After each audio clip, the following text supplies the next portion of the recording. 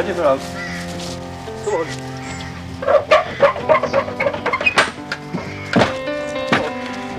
Jimmy Fury has a great affection for Labradors.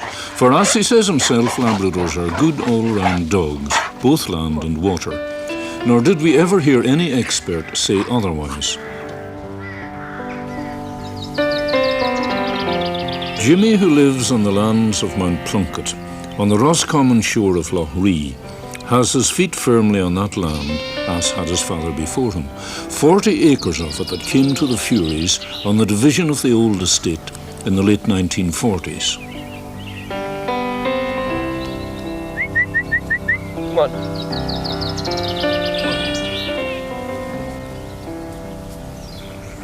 Like most men who live on the edge of wide waters, Jimmy Fury lives in two worlds, that of farmer and eel fisherman that he once was, which has given him a respect and sympathetic understanding for great bodies of water. Jimmy Fury's father also had a second world at his command, for he did the carpentry and the maintenance and repairs in the big house, Mount Plunkett, long since abandoned. But Jimmy lives in a snug little house built for his grandfather, who sailed a great ship for an earlier Mount Plunkett landlord, Paddy Graham, who required Grandfather Fury to keep a weather eye on his pride and joy moored out in the bay. Boats and Shannon water are the central song of Jimmy Fury's life. But how did he come to boat building? We always had a boat. And there'd be a time when you'd have to do repairs on them. So bit by bit you'd get more gear, and every day you decide that it was time to build one. So that's how it happened. A fisherman would build a better boat than a carpenter, because he knows what he wants. He knows the shape she should be.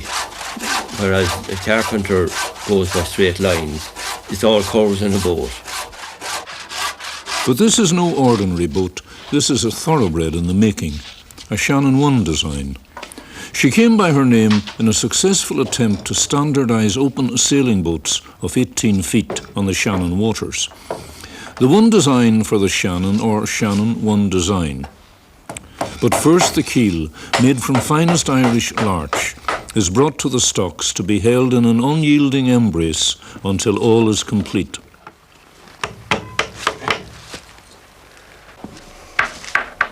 Now the kelson is addressed to the keel. The slot cut through its centre will allow the centreboard to be raised and lowered.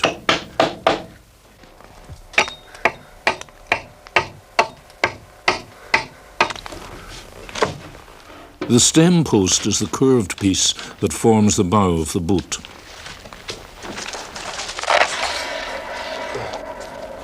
As this is a class boat, it is built to very exact measurements and specifications. A wooden guide in the roof running the length of the boat is marked off in feet and will give the precise position as to where the mast will be stepped, or in this instance, where the wooden frames used as guides for the planking will be fixed. Boat building is full of ancient and strange naval terminology. The planks are called strakes, the seats thwarts, and so on.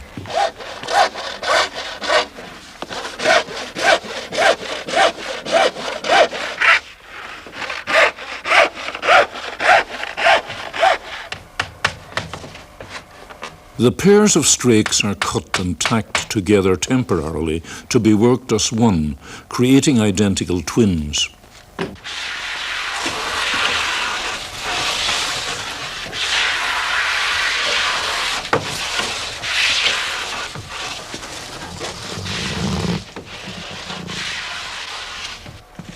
The kelson, the strip of wood nailed to the keel, is there to give a solid ground for the first pair of strakes, temporarily held in place by a simple but effective wooden clamp, an extra inanimate pair of hands.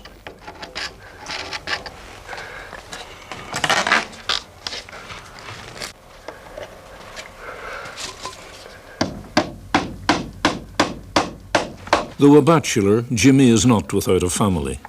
I have two brothers and two sisters. The two sisters are married close by. One brother is in England, and Paddy is retired out of the Navy. He's living here with me now and helping me with the boat building. He gardens and does the cooking.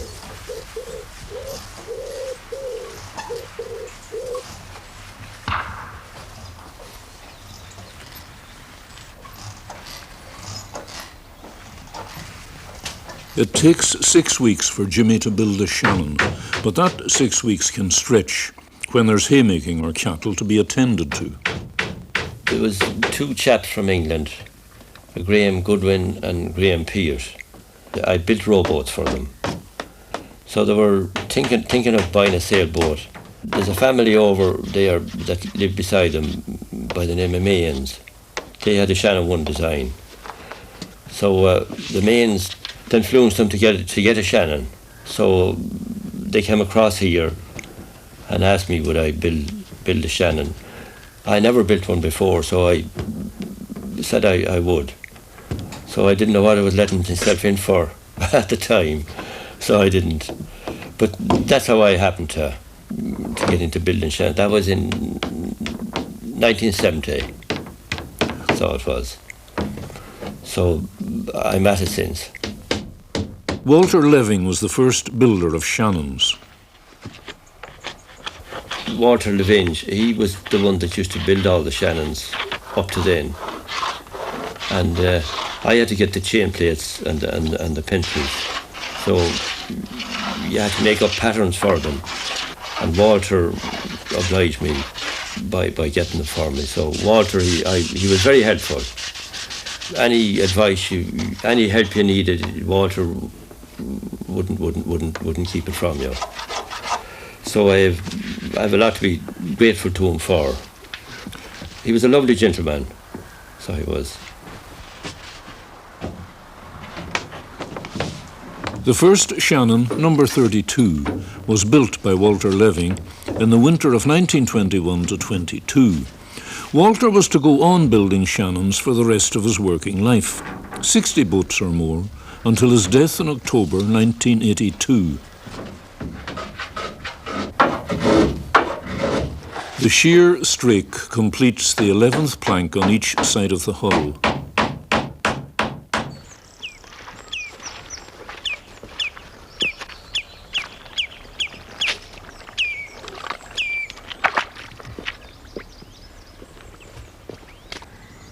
Jimmy has been soaking laths of oak in the lake for a few days to make them supple.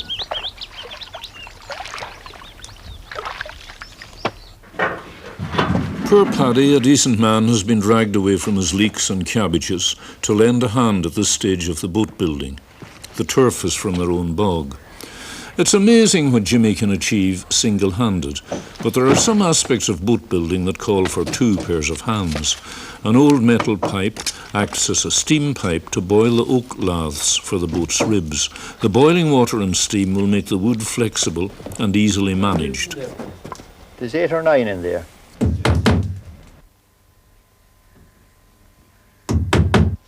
The oak laths must be true and straight of grain. The slightest cross-graining and they snap like a matchstick. Advanced preparation is vital for this job. Right, this is it now. Go. Keep it over against the board. Yeah. The tannin in the oak combines with the water to stain the timber and make a pleasing contrast.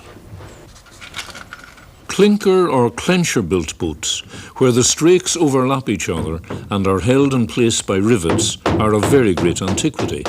The method, as far as we know, arrived in Ireland with the Vikings as early as the 9th century. When completed, the boat will be examined by the measurers appointed by the governing body. She must conform to the specifications laid down for the class. One extra rib or a 2-inch discrepancy in the beam could mean rejection. Jimmy must constantly check the position of the hull on the stocks so it does not shift out of alignment and take an irreversible set to one side or the other.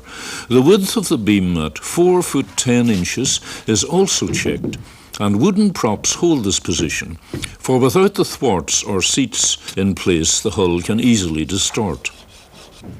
The gunwale adds strength to the garboard strake and completes the hull.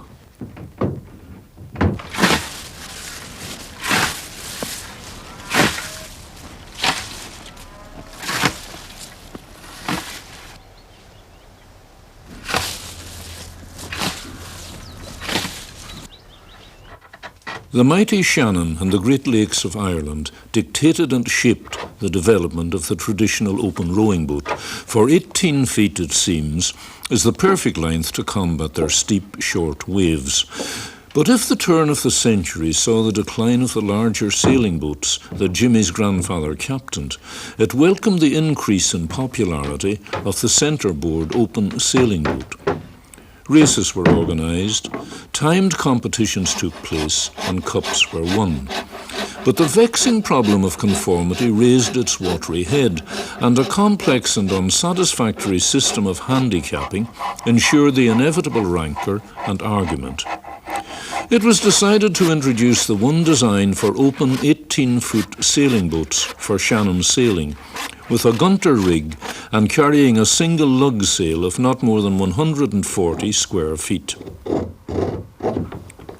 The First World War delayed any plans for establishing a standard, and it was not until 1920 that F.C. Morgan Giles, a leading English yacht designer of the day, was asked by a joint committee representing the Shannon Yacht Clubs to design an open sailing boat based on their specifications. This was to be the Shannon-One-Design.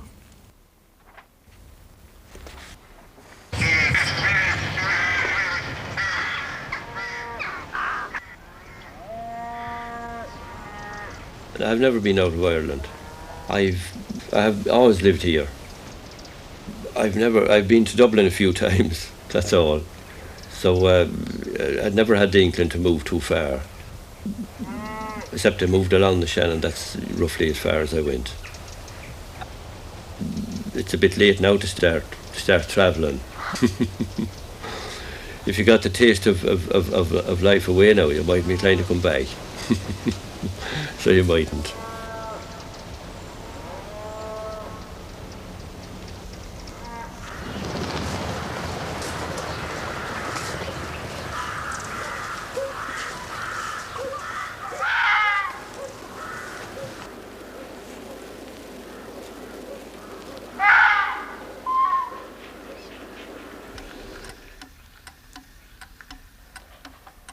The first model I made, it was a model of a Shannon-One-Design, 1.5 inches to the foot. I love model making. It's something you wouldn't get to continue at, like making bigger boats, but it's very satisfying when you have something made after a long time. Usually I use yew for planking and bog oak for some of the finishing inside, and boxwood.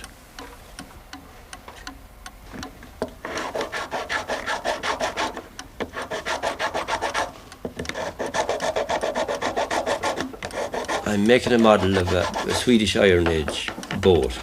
I don't know will I ever get it finished, so I don't. She's a strange boat. There's risers hewn out each plank under each frame, which is very difficult to do. So I don't know whether I'll be able to get it done or not. But if you try hard enough, I suppose it'll work a way out to do it. We have a lot of trouble getting good timber today. With the Shannon, it's a large keel, oak stem post and oak ribs, white deal planking and mahogany seats or teak and mahogany centerboard casing. So you have a variety of timbers. The mahogany is easy enough to get, but the white deal, you have trouble in picking it. And larch is not easy to come by either. Good quality larch. So you have a bit of travelling to do for it. And Jimmy's travels have taken him to Cohen's timber yard in Tullamore to select timber suitable for the centreboard casing, amongst other things. Right.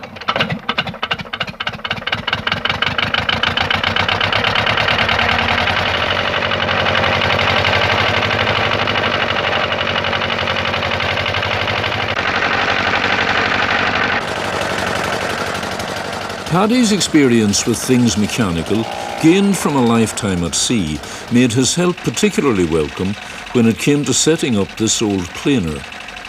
He ran away from home when still a teenager and joined the merchant service. If it was adventure he was seeking, he surely found it sailing before the mast during the Second World War.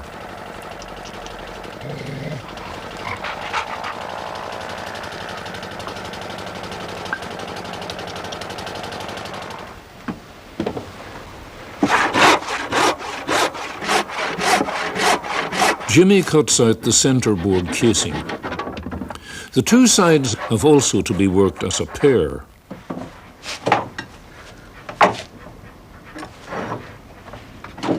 Peter Coyle, a neighbour, gives a hand. It has to be dead straight, right, isn't it? Yeah. 90 degrees. There's only a few to bore, but so many. I'd say you could go behind towards it there now, just there.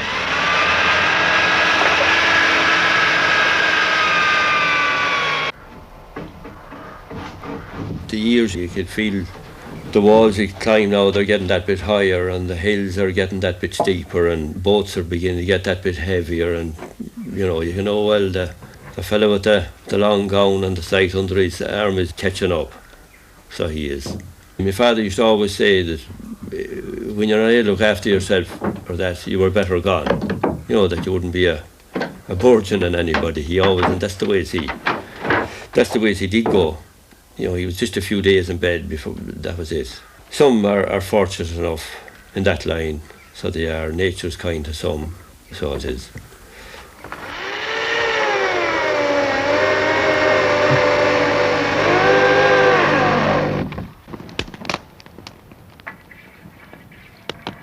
Jimmy makes use of a smaller steam pipe to steam a piece of oak that will form a capping over the top of the centreboard.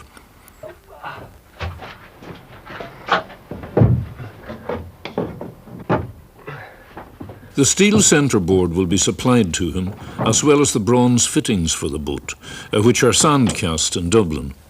Chain plates for the two beam stays and forestay, the fittings for the rudder, and the claw for the extension to the mast.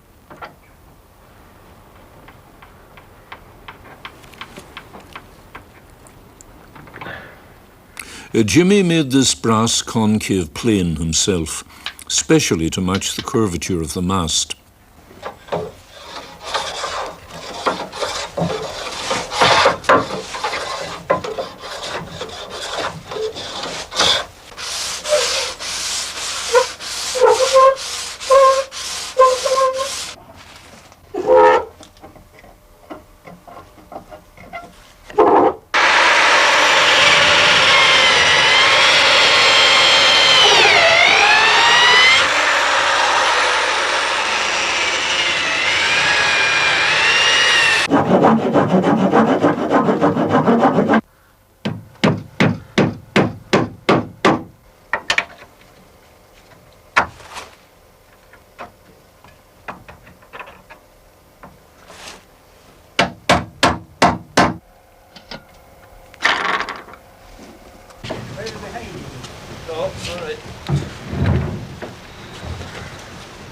And then, one day, there's no more work to be done.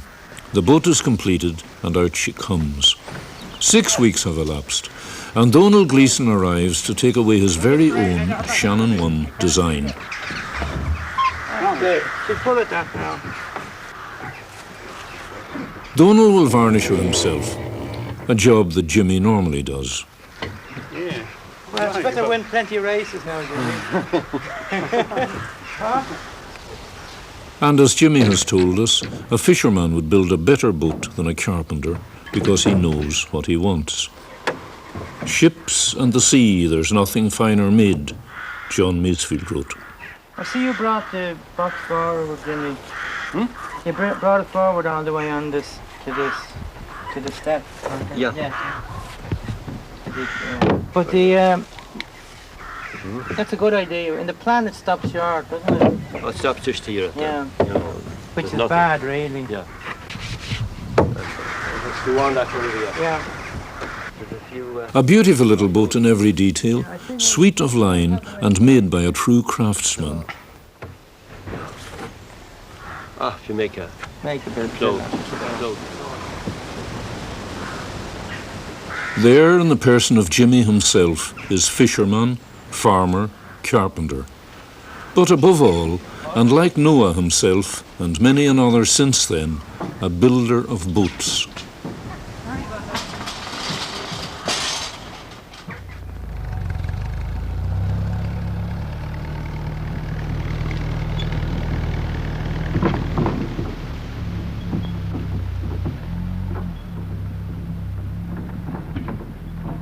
I love the Shannon and I love sailing, so I had to build one for myself. After building them, to be on the writer's boat, I would have the satisfaction of sailing them. That's why I have one for myself. Here, Andrew, come in here. Andrew, come in